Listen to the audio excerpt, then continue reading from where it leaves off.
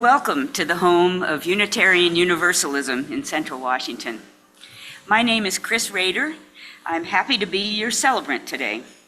If you're a visitor this morning, we are so glad you're here, and we welcome every person of goodwill, just as you are. Whatever body you inhabit, whomever you love, whatever your religious beliefs, you are welcome here. We invite everyone to join us for coffee, treats, and conversation after the service, both in person and on Zoom. For the folks on Zoom, you'll find the order of service and the lyrics to the songs in the chat. Linnea Shannon is our Zoom host today. And now, we're a friendly bunch, aren't we? Okay, and Don Flick has a message, a report from our board.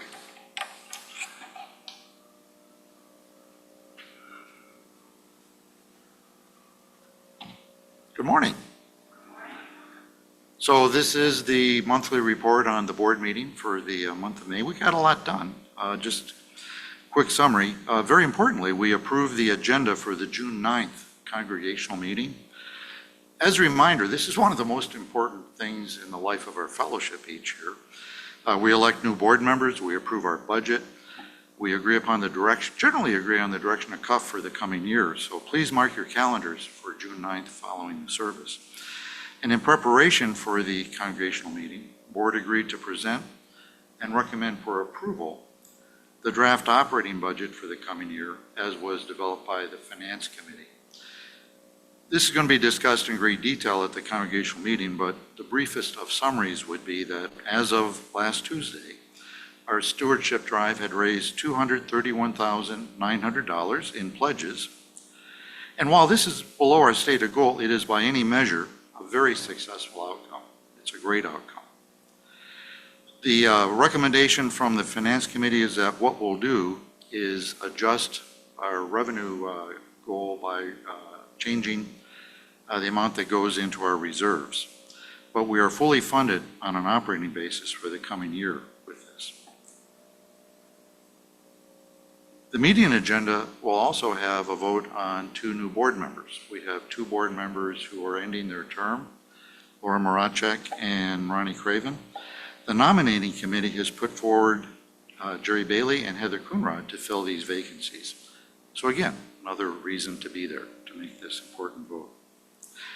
We've also set a date for the board to meet via Zoom with Reverend Scher to complete the second part of her activities of welcoming Reverend Thomas to our, as our called minister. You might recall she was here on March 9th to meet with the fellowship.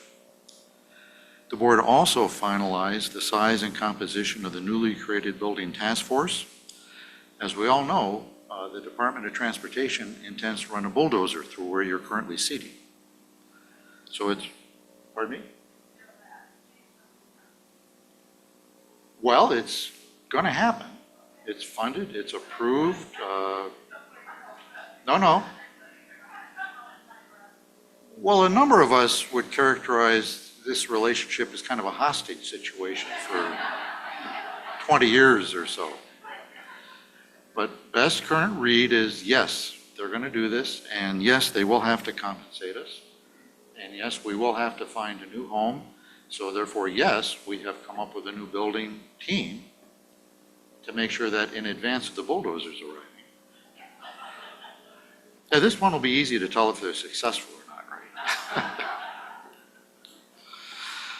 right? The members will include Steve Clem, Jerry Bailey, Leslie Marshall, Emily Soroki, and Leroy Farmer, plus others will be tapped as consultants, subject matter experts as required on this. Reverend Thomas's installation service and potluck has been set for September 8th. This almost seems like installation in arrears, but we'll do it. We'll have a good time. That's also the date for our annual water service Sunday. So again, another date to get on your calendar.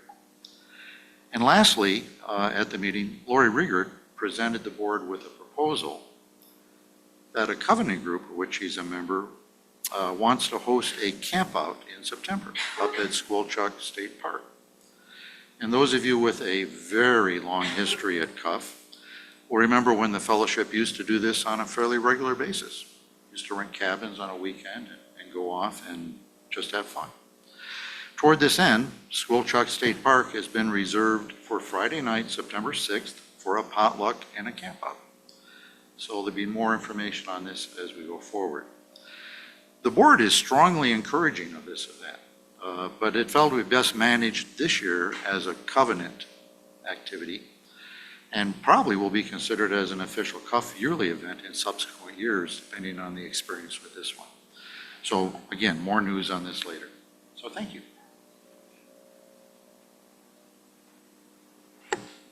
Thank you, Don. Our fellowship is located on the ancestral homeland of the Pisquosa. For thousands of years, the Pisquosa have been stewards of this land, fishing, hunting, gathering plants for food and medicine, and practicing cultural traditions. The Pisquosa still live here. We acknowledge that their land has been taken over because the U.S. government broke treaty obligations and carelessly allowed uninvited white colonizers to settle here.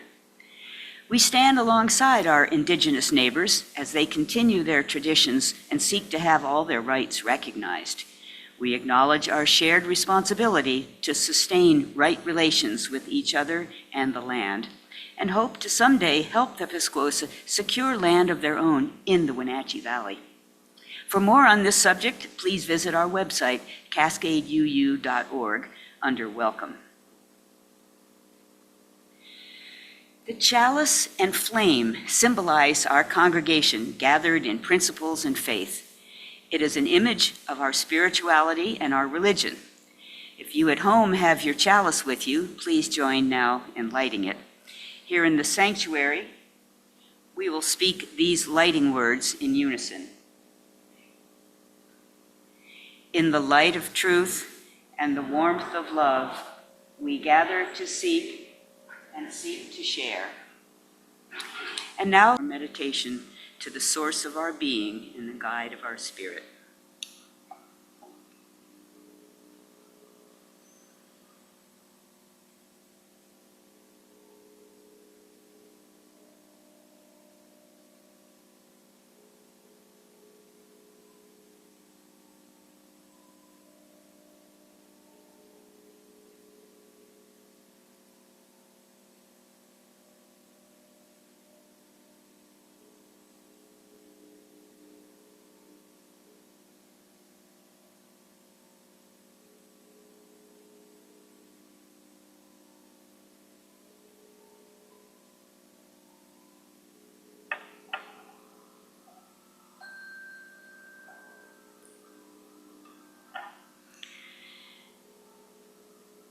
We have three of our good friends now to share some of their thoughts as part of our This I Believe service. The first is going to be Larry Tabiska. Larry was born in western Montana and lived there till he was 13 and his family moved to Moscow, Idaho. He got a degree in accounting at U of Idaho, was lieutenant in the Army Infantry for 3 years, and then went to law school at the U of Washington. He married Penny in 1974, so that's 50 years ago. They have 2 daughters, Julia and Georgina, and 4 grandchildren. Larry was one of the founders of CUUF and of the Wenatchee Row and Paddle Club, both in the mid-1880s, and has been actively, 19,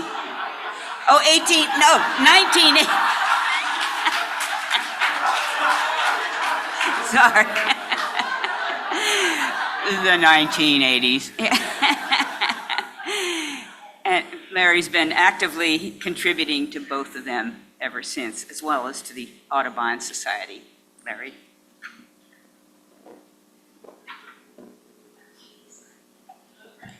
I'm a pretty old guy. Jeez. I'd like to start with a quote from Robert Weston.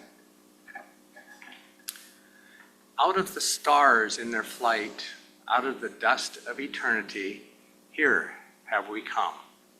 Stardust and sunlight mingling through time and through space. Out of the stars have we come, from time. Out of the stars have we come. Time, out of time, before time. In the vastness of space, Earth spun to orbit the sun. earth with the thunder of mountains newborn, the boiling of seas, earth warmed by sun, lit by sunlight. This is our home. Out of the stars have we come. Mystery hidden in mystery, back through all time. Mystery rising from rocks in the storm and the sea. Out of the stars rising from rocks and the sea, kindled by sunlight on earth arose life. Ponder this thing in your heart. Ponder with awe. Out of the sea to the land, up from darkness to light.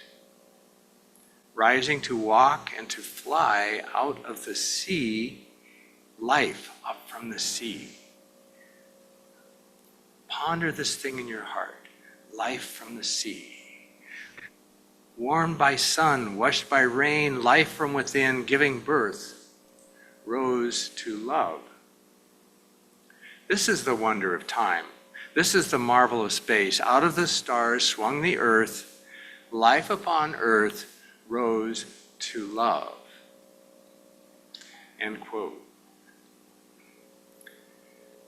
I believe in love. In the draft revision of Article 2, which is a statement of affirmations and the principles of the Unitarian Universalist Association, love is the center. But first, let's talk about spirituality. Where do you find spirituality? Prayer? Meditation? In nature? I wonder, is there life after death? Life before physical life on earth? Religion seems to be a system of beliefs based on the teachings of someone with an especially insightful sense of spirituality.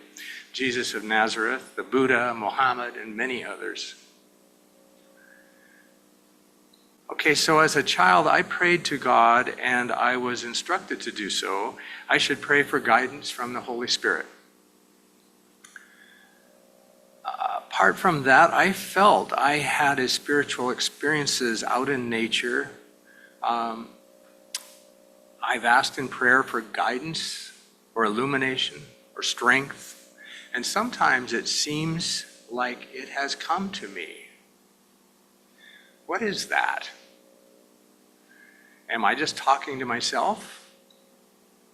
Does it matter where it comes from?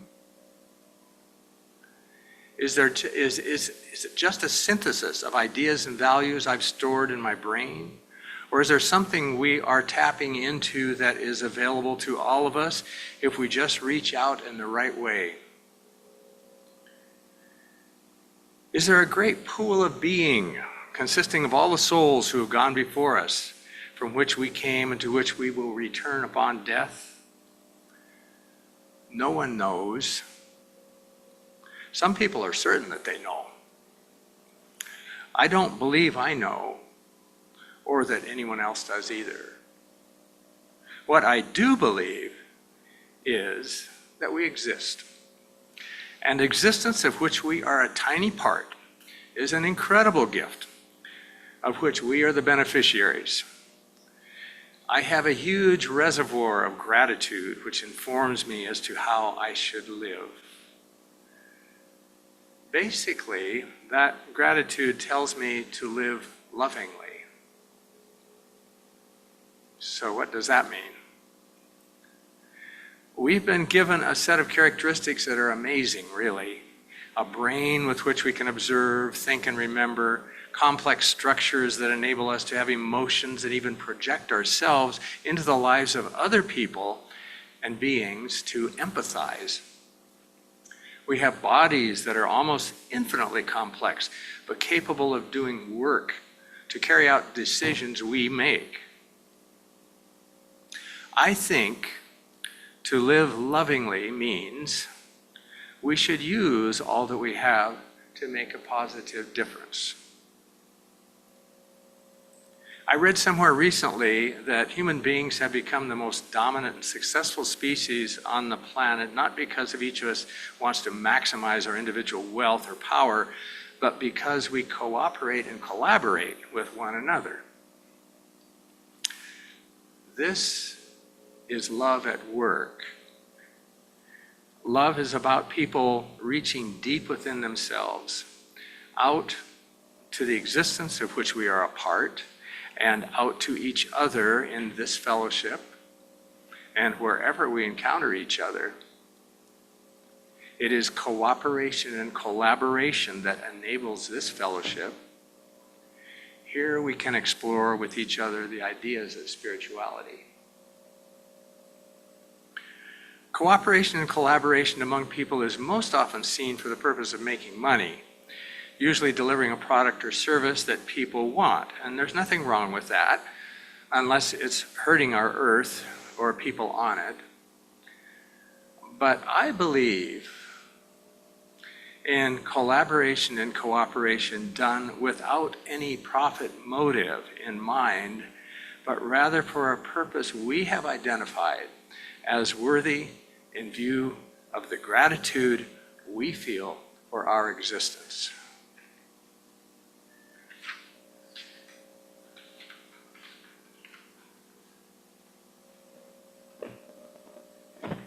Thank you, Larry. Kathy Lau grew up in Wenatchee and graduated from Wenatchee High School and Wenatchee Valley College. After some fits and starts, she moved to the West Side and trained for ultrasound at Bellevue College. She got her first job in Bellingham in 1984 and had her daughter Kara in 1985. In 2000, she and Jeff married, and they all moved back to Wenatchee. She began attending CUUF in 2002, and it has been an important home for her ever since.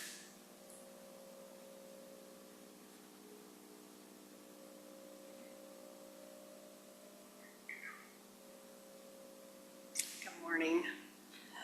Hopefully my voice holds out here. I first did this in 2008, and it was kind of fun digging out my old talk, and wow, it was like, felt like well-made clothes and well-made shoes that still fit. Anyway, as I look back on my life so far, I see it as a journey with boundaries on both sides. On one side of my path is the humbling sense of how much I do not know. An example of this is when I looked at images from the Hubble spacecraft, and it takes my breath away, just the energy and the beauty and the things that words can't even express. I realize how tiny I am in the scheme of things. This boundary also makes me stop and listen to people that I don't automatically agree with. I recognize that my perspective is limited. The other boundary on the other side of my path is respecting what I do know. And honoring the resonance of what I feel when something rings true. I hear something that resonates deeply and a light goes on.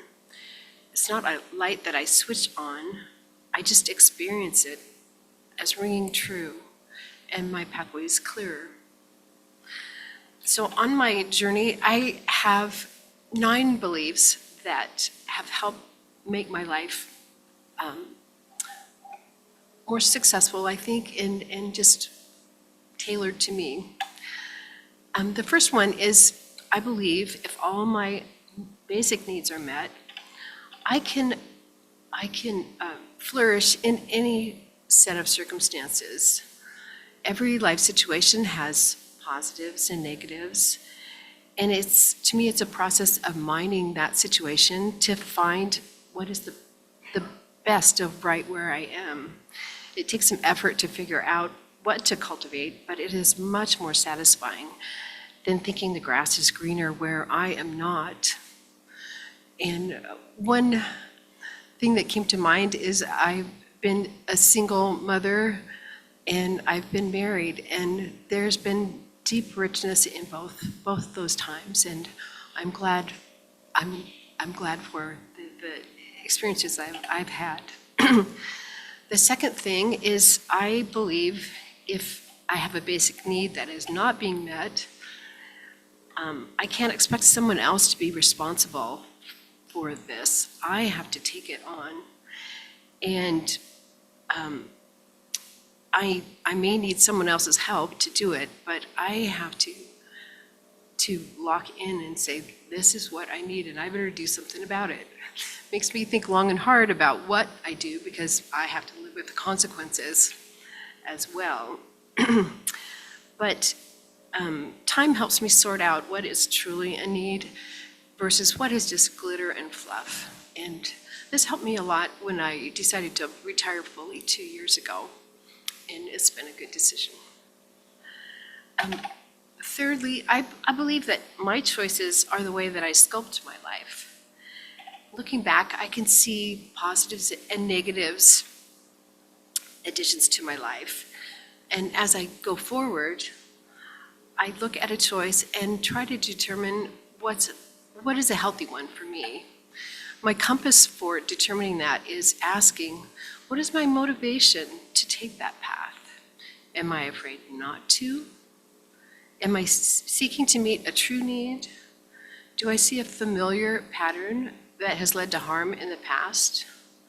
What are the motivations of the person I'm listening to?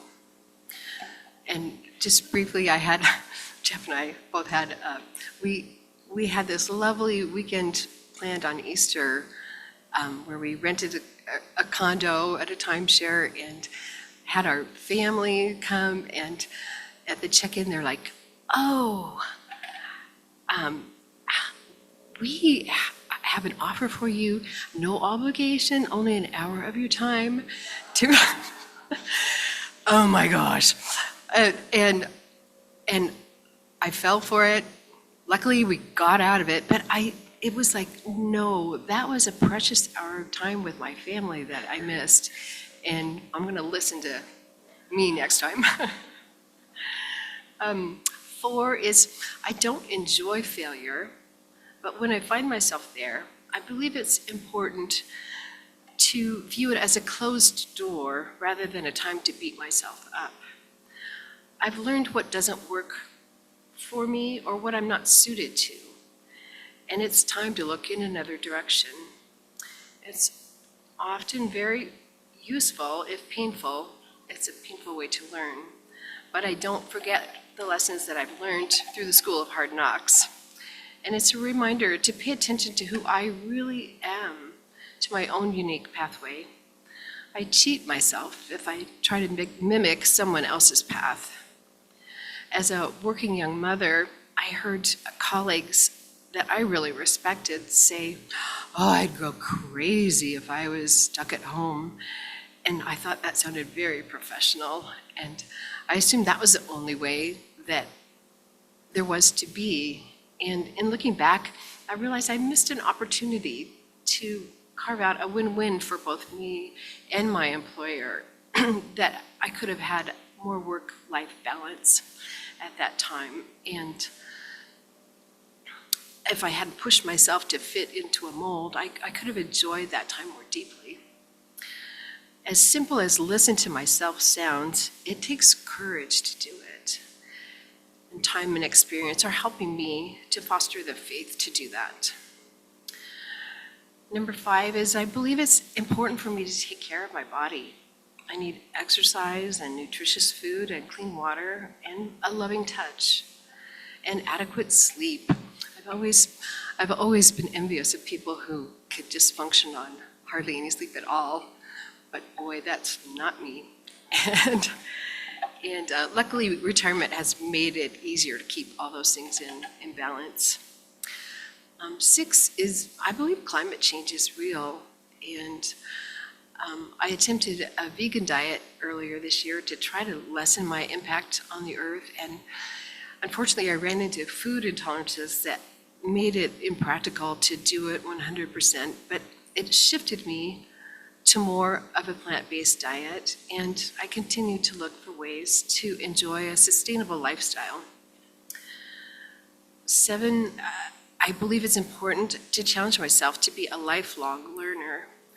I'm so inspired by books that I listen to and podcasts, and I've learned some amazing skills on YouTube. Number 8 is spiritual beliefs. And although I've found many valuable practices in spiritual writings, I've never found a set of ideas that I could adopt to the exclusion of everything else. Usually when I find something is all worked out with every piece in place and no more questions to be asked, I have found it's fool's gold. And for me, very dangerous fool's gold. I'm wary of large groups of people who are convinced they have the key.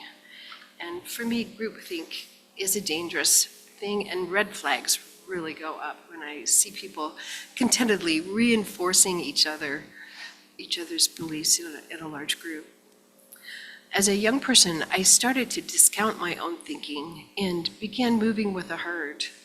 I felt overwhelmed by the choices available to me, and it was a relief to adopt the beliefs of people I respected and thought I could trust. When something inside me nudged and said, "That's not quite right," I would say, "Gee, how could that many people be wrong?" The answer I found was very easily. And the bigger the group, the stronger that dynamic. When I was able to leave that situation, I felt things shift almost physically and into a healthy balance again. I can listen to other people, but it is imperative that I listen and trust my inner sense when something rings true. I want to have a meaningful place in my community and family, but for me, that must be counterweighted with the responsibility to listen to myself. So this was the addition from 2008. The thing that changes for me is the era of Trump. And I have friends that I deeply respect for how they live their lives, the things they create, the care they give their friends and family. And yet they bind themselves to someone who, in my view, is the exact opposite of those values. Former President Trump, to me, seems amoral and narcissistic and traitorous, and for me has all the attraction of raw sewage. So what are my friends drawn to? It's like an equation of 2 + 5 = 4. It doesn't make sense to me, and I want things to make sense. So my number 9 is, I believe it's part of adulting to hold these 2 opposing ideas. I find I must hold the mystery out in front of me. In one hand are the things I can't understand, and in the other is the wisdom and the life experience that I cherish, and there's no easy connection or resolution. So here I am, a work in progress, getting jostled from both sides by my boundary beliefs. I know, but I don't know. Getting recentered and walking forward. Thank you.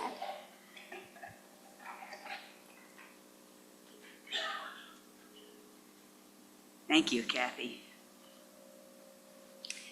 Bonnie Orr has never been a member, but always a dedicated friend of CUUF. She first attended the fellowship in 1987 and became more committed when Reverend Nan Geer asked her to paint the interior of the Blue House, which was going to be used as a parsonage. She enjoyed creating homegrown services before we had a settled minister. Bonnie decorated the sanctuary each month from 1996 till about 2014. She worked for decades at Wenatchee Valley College teaching English. After retiring from WVC, she stopped being Dr. Orr and concentrated on being the dirt diva on radio and the newspaper, and an engaged WSU master gardener.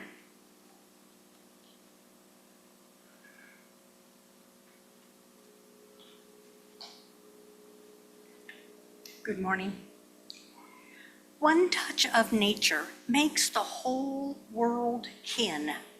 William Shakespeare wrote that in Troilus and Cressida.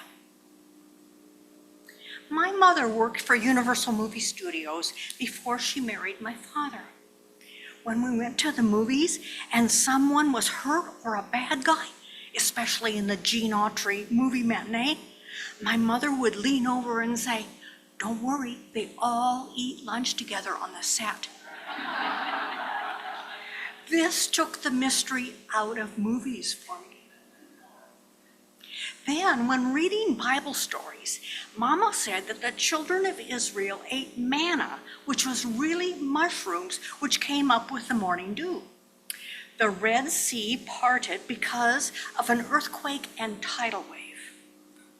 Jesus fed the masses with a few loaves and fishes because Arabs actually have big pockets filled with food in those flowing robes they wear.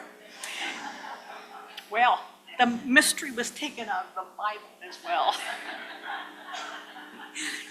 I grew up in a very strong, very devout, very loving Christian Science household. I learned I was a child of God. I know I am, and I know all of us are children of God and can manifest this love and knowledge. But I kept looking for the mystery, which was what I thought spirituality was. The Christian Science service held no mystery. Each morning before school, we read the lesson and the Bible and Science and Health. And on Sunday, we heard the lesson again from the readers. Each week, I looked and listened for spiritual revelation, but it was not revealed. I learned that Jesus was merely a man. Christ, the embodiment of the Spirit of God. I couldn't figure out how a spirit could be embodied. How can you have an embodiment of a spirit? I wondered a lot. I did gain a sense of wonder from plants and animals. Since earliest childhood, I have been tuned into the natural world around me. I reveled in the change of the seasons, the growth of the flowers and fruit, the song of birds, the light on the land, and this filled me with a sense of wonder, satisfaction, and peace. The first verse of a hymn written by Mary Baker Eddy resonated with me. A grateful heart a garden is, where there is always room for every lovely, godlike grace to come to perfect bloom. Look at a small flower called the scarlet pimpernel. This minute salmon orange flower with a black center framed in perfect concentric blue dots. I always say, God does good work, doesn't she? This is my proof that there is a God. Only a higher sense of being could design this and control the transmission of its delicacy. A meadowlark's crisp trill thrills me even today.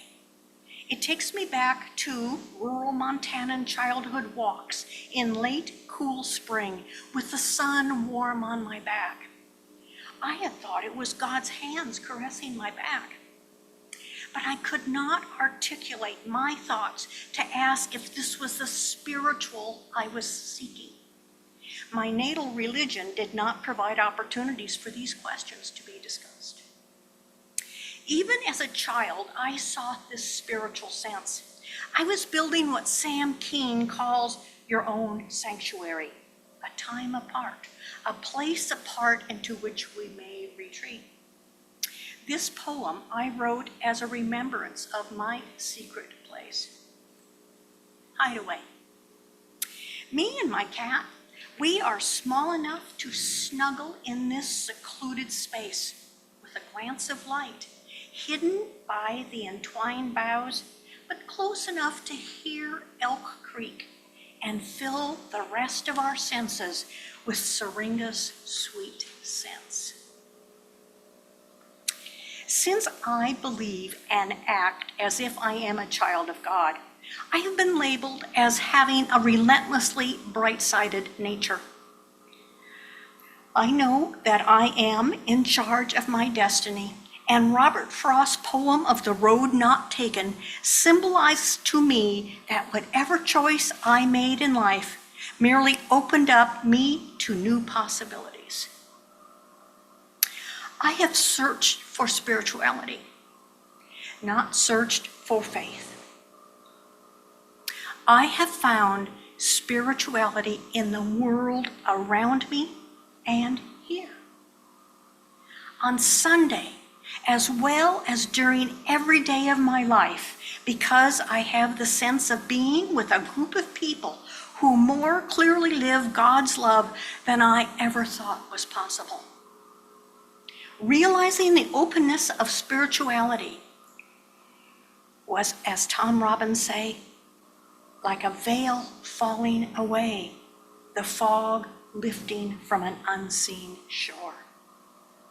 I have a sense of inner peace, love, acceptance, and joyful, purposeful living with others who know that spirituality comes from inside oneself, not from readings in a book or the cadence of a liturgy.